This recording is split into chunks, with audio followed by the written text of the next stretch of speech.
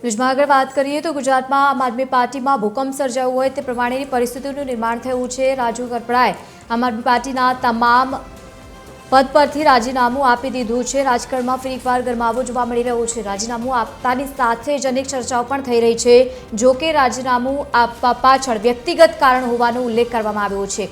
વર્ષ 2021 અને 22માં આમ આદમી પાર્ટીમાં જોડાયા હતા રાજુ કરપડા અને 2022ની વિધાનસભામાં ચોટીલા બેઠક પરથી ઉમેદવાર હતા।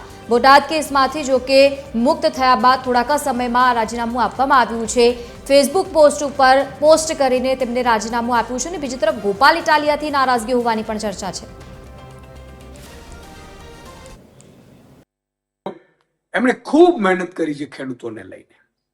કઈ મજબૂરી હશે એ જે મારે જાણી નથી શકાયું, પરંતુ એટલું ચોક્કસ કહીશ કે એમણે ખેડૂતો માટે અને ખેડૂતો માટે વ્યવસ્થિત ભાવ મળે, ભાજપ જે અત્યાચાર કરે છે, ભાજપ જે લૂંટ ચલાવે છે, એપીએમસીમાં લૂંટ ચલાવે છે, એને લઈને એમણે ખૂબ આંદોલનો કર્યા, મહેનત કરી અને એટલે ખેડૂતો અને આમ આદમી પાર્ટી હંમેશા રાજુભાઈને ખૂબ સમર્થન પણ રહ્યું।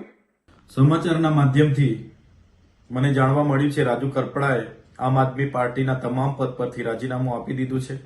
ત્યારે મેં એમને સંપર્ક કરવાનો પ્રયાસ કર્યો પણ એમની સાથે સંપર્ક થયો નથી। હું જ્યાં સુધી રાજુભાઈને ઓળખું છું ત્યાં સુધી એ ખેડૂતોના મજબૂત નેતા છે। આમ આદમી પાર્ટીમાં રહીને ખેડૂતોના ન્યાય માટે અનેક લડતો એમણે લડી છે। એમાંની એક લડત બોટાદ કડદા પ્રથા નાબૂદ કરવા માટે એમણે હળદરમાં આંદોલન કર્યું। એ દરમિયાન એમને 100 દિવસથી પણ વધારે જેલમાં પણ રહેવું પડ્યું।